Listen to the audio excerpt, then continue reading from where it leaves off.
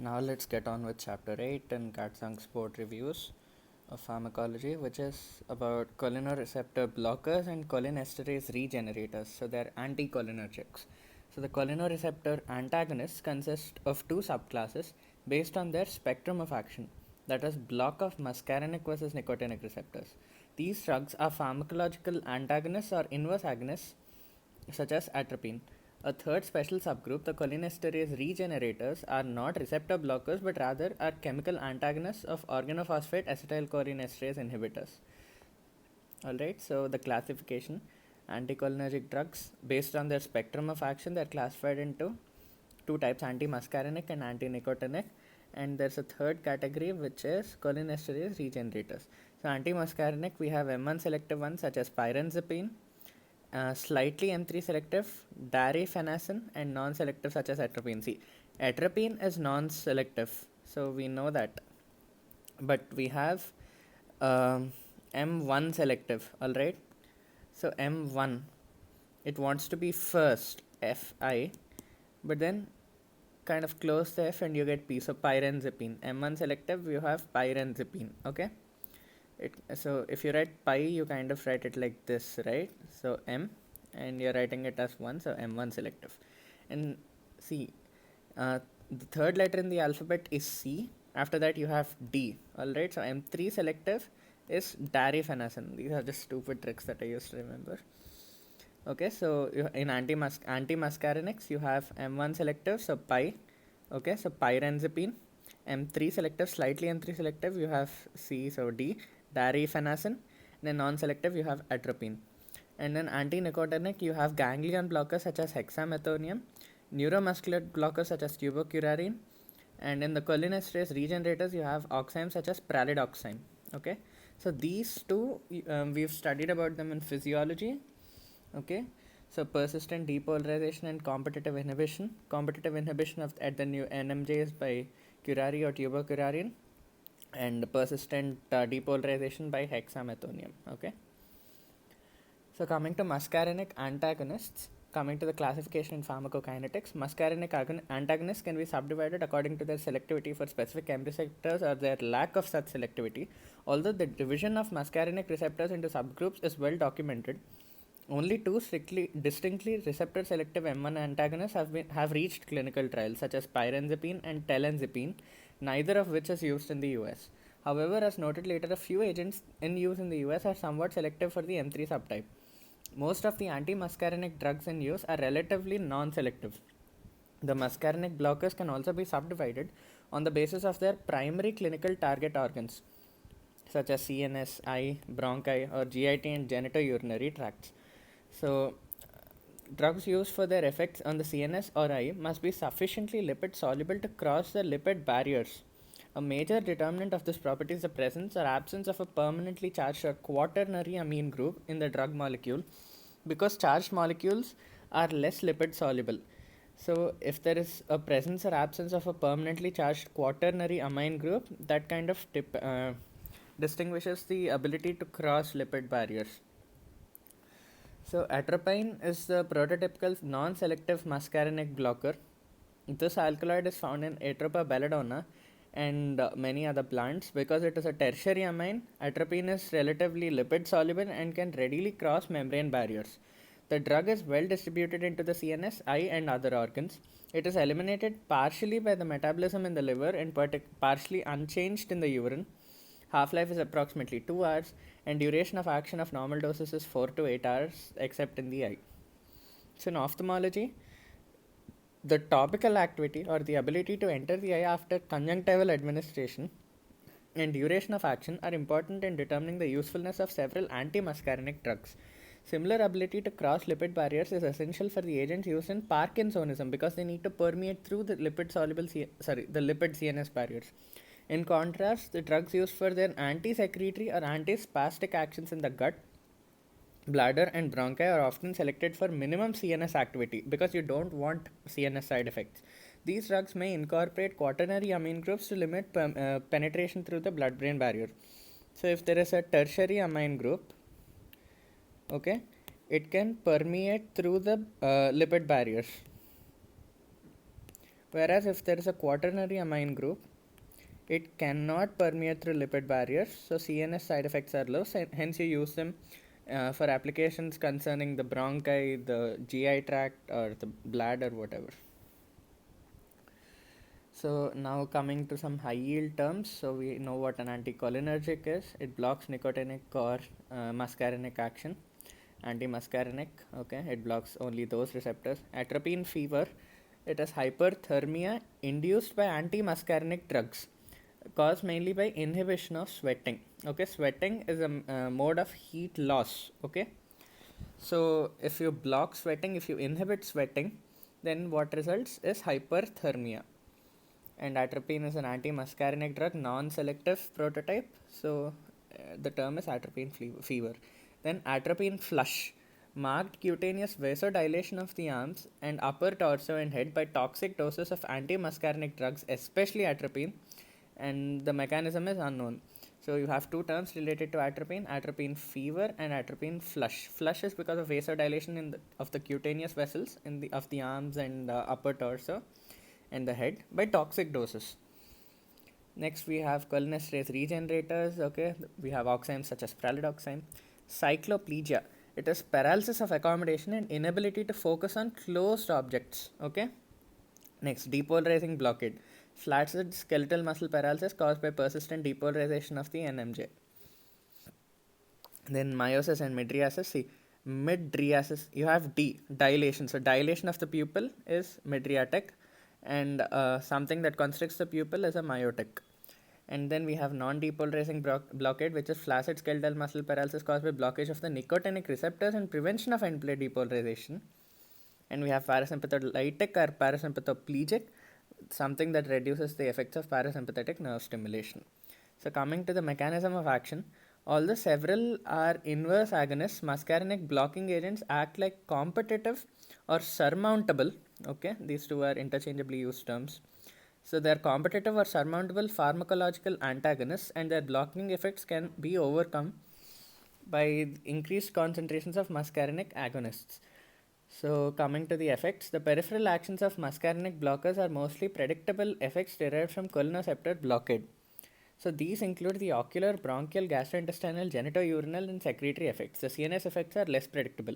CNS effects seen at therapeutic concentrations include sedation, reduction of motion sickness, and as previously noted, reduction of some of the signs of Parkinsonism, because you intend to use tertiary amines that can permeate through lipid barriers and enter the CNS. Okay, so you use them in Parkinsonism. So also for sedation and also for motion sickness. Sedation, why? Because you're causing ganglion blockade or NMJ blockade, right? So you're blocking the nerves to cause sedation, to not feel any impulses through those nerves, and also reduction of motion sickness. Cardiovascular effects at therapeutic doses include an initial slowing of heart rate caused by central effects or blockade of inhibitory presynaptic muscarinic receptors on vagus nerve endings. Okay, these are followed by the tachycardia and decreased AV conduction time that would be predicted from blockade of postsynaptic muscarinic receptors in the sinus and AV nodes. M1 selective agents, CM1 pi, okay, so pyrenzepine may be somewhat selective for the GIT. Okay, so coming to the clinical uses, the muscarinic blockers have several useful therapeutic applications in the CNS, eye, bronchi, gut, and the urinary bladder. Okay, we'll discuss them later. So coming to the effects of muscarinic blocking drugs, so let's consider the CNS. So what happens? Sedation, because you have ganglion blockers and other stuff. Anti-motion sickness action, anti-Parkinsonic action, amnesia and delirium. Okay, block of muscarinic receptors, several subtypes. Then I, you have block of M3 receptors, which causes cycloplegia and mydriasis. Mydriasis is a parasympathetic response. Okay, so sympathetics, when you're actually in an emergency state, you're shocked and your eyes become wide and your pupils dilate. So the exact opposite is miosis, which is parasympathetic. So mydriasis is what is caused by anti-parasympathetic or anticholinergics. And also cycloplegia, okay, inability to accommodate. So next, the actions on the bronchi, block of M3 receptors again causes bronchodilation, especially if constricted, because sympathetic bronchodilation, vasoconstriction. Parasympathetic, bronchoconstriction, vasodilation. So anticholinergics, they oppose the cholinergic parasympathetic activity, right? So they cause bronchodilation. And again, in the GIT, we have slowed peristalsis, reduced salivation and relaxation, and this results from block of both M1 and M3 receptors. And then coming to the genitourinary tract, block of M3 and possibly M1 receptors causes relaxation of the bladder wall and urinary retention. And heart, there is initial bradycardia at low doses, then tachycardia. So tachycardia from block of M2 receptors in the SA node. Next, blood vessels, block of muscarinic vasodilation, not manifest unless a muscarinic agonist is present because of block of M3 receptors on the endothelium of the cells vessels. So finally, we have glands, block of M1 and M3 receptors causes marked reduction of salivation, moderate reduction of lacrimation, sweating, less reduction of gastric secretion. Okay. So coming to the drugs, so CNS, scopolamine is standard therapy for motion sickness. Okay, it is one of the most effective agents available for this condition. A transdermal patch formulation is available. So scopolamine. Okay, so you actually heard about this drug in an episode of Castle, the TV show. It was also called the zombie drug, and then you also noted that in therapeutic doses it is actually used for motion sickness. It is the standard therapy. Next, you have piperidine, benztropine, and trihexyphenidyl, which are representative of several antimuscarinic agents used in Parkinsonism. Although not as effective as levodopa, these agents may be useful as adjuncts or when patients become unresponsive to levodopa. Benztropine is sometimes used parenterally to treat acute dystonias caused by first generation antipsychotic medications. Next, antimuscarinic drugs are used to cause mydriasis, as indicated by the origin of the name belladonna, beautiful lady, from the ancient cosmetic use of extracts of Atropa belladonna plant to dilate the pupils. Okay, so they also cause cycloplegia and prevent accommodation. In descending order of duration of action, these drugs are atropine, homatropine, cyclopentolate, and tropicamide. So atropine, homatropine, cyclopentolate, and tropicamide. So CT. Okay, so greater than 72 hours, 24 hours, 2 to 12 hours, and 0.5 to 4 hours. So these agents are all well absorbed from the conjunctival sac into the eye. Next, bronchi. Parenteral atropine has long been used to reduce airway secretions during general anesthesia. Ipratropium is a quaternary antimuscarinic agent used by inhalation to promote bronchodilation in asthma and chronic obstructive pulmonary disease (COPD).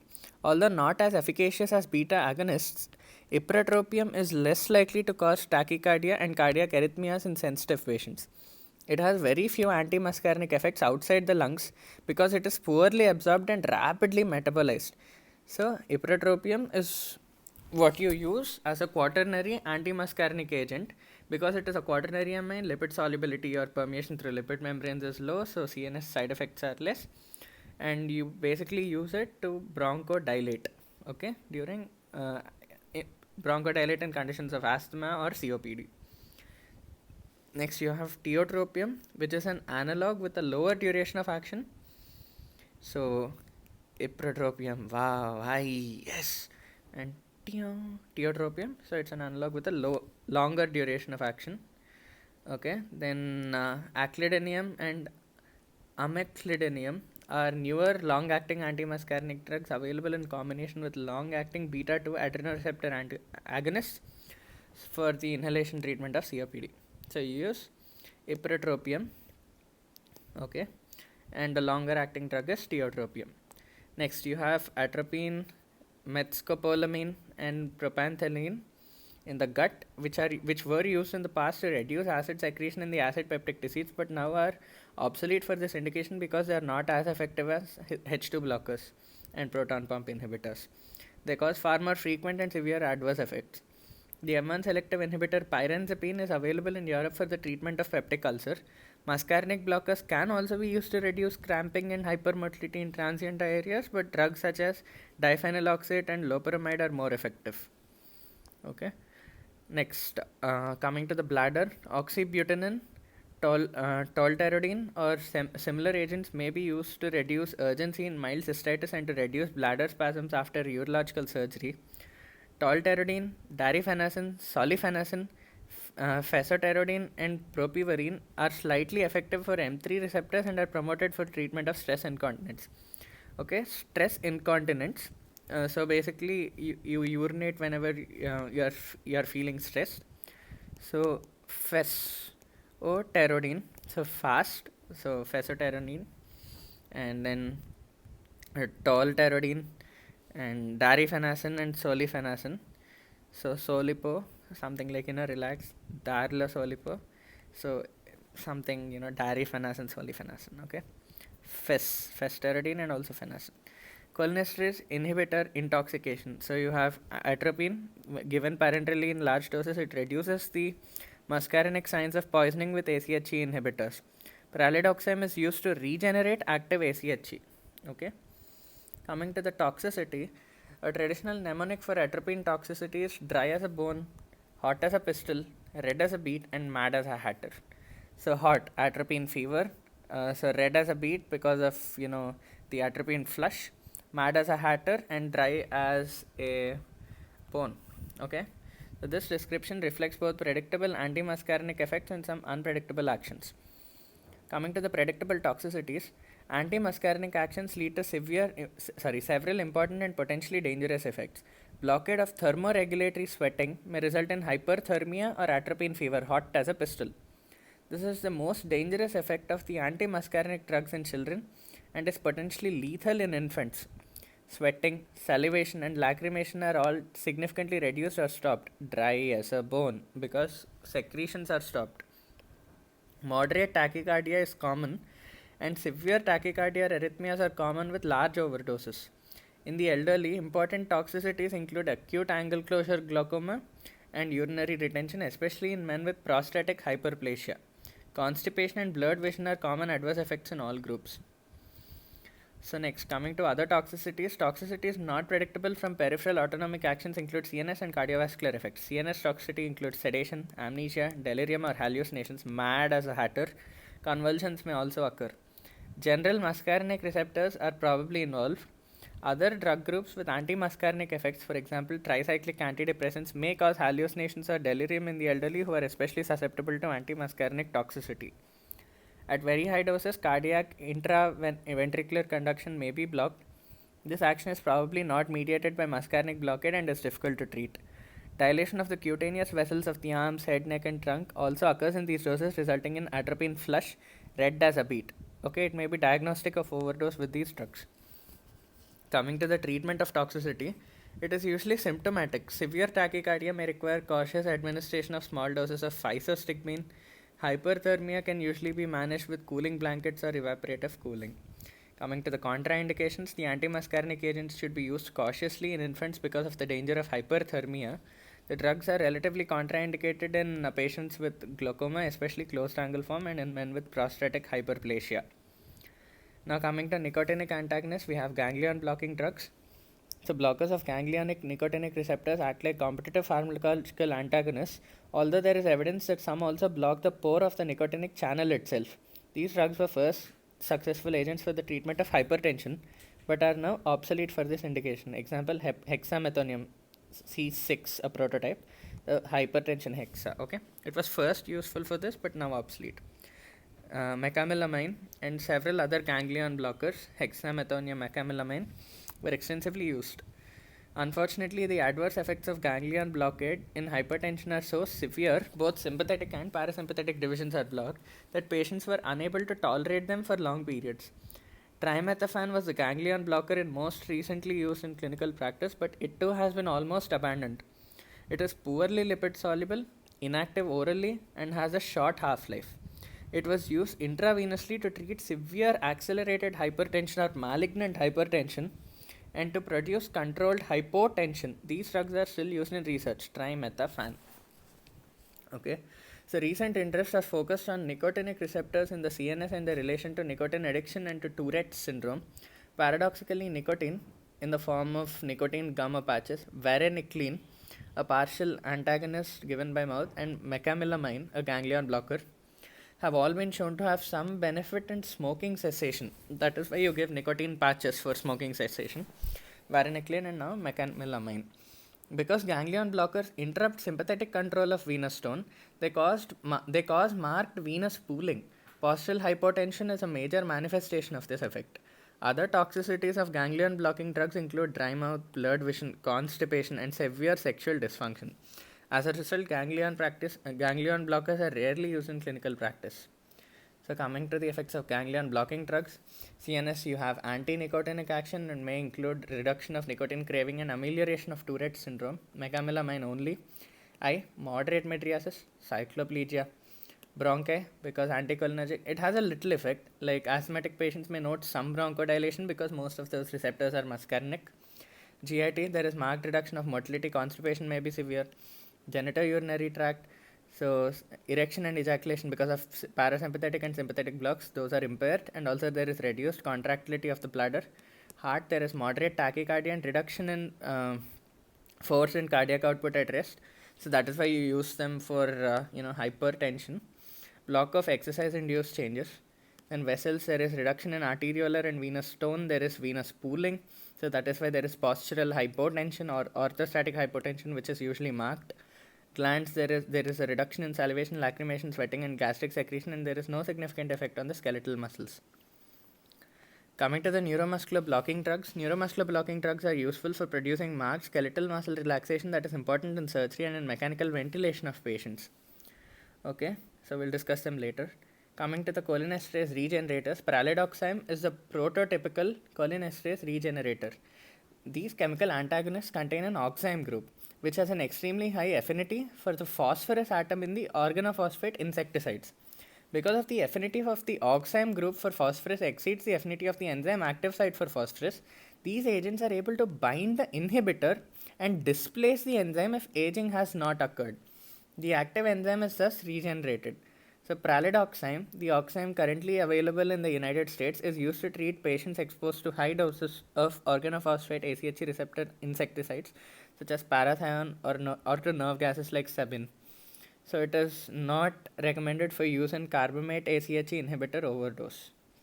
Okay, so that is why if this is the enzyme, it has two sites, an anionic site and an esterific site. So to one side, the OP binds. So what the oximes do is they bind to the other side. They kind of displace the OP so that you no longer have the OP compound bound to that. Okay. So it kind of binds to the oxime. So this site is free and thus it is regenerated. The enzyme active site is saved. Okay. And now coming to the skill keeper. The pK of atropine is 9.7, so it is basic. So according to the Henderson-Hasselbalch equation, coming to the PU antilogs, you have 100. Okay, 100:1. Therefore, about 99% of the drug is in the protonated form, 1% is in the unprotonated form. Since atropine is a weak base, it is in the unprotonated form, that is lipid soluble. Therefore, about 1% of the atropine in the urine is lipid soluble at 7.7 pH. So we came across this question here. Because it is a weak base, what fraction of atropine is in the lipid soluble form in the urine of pH 7.7? So only 1% of it is in the urine in the lipid soluble form. The rest is 99% in the protonated form. Okay.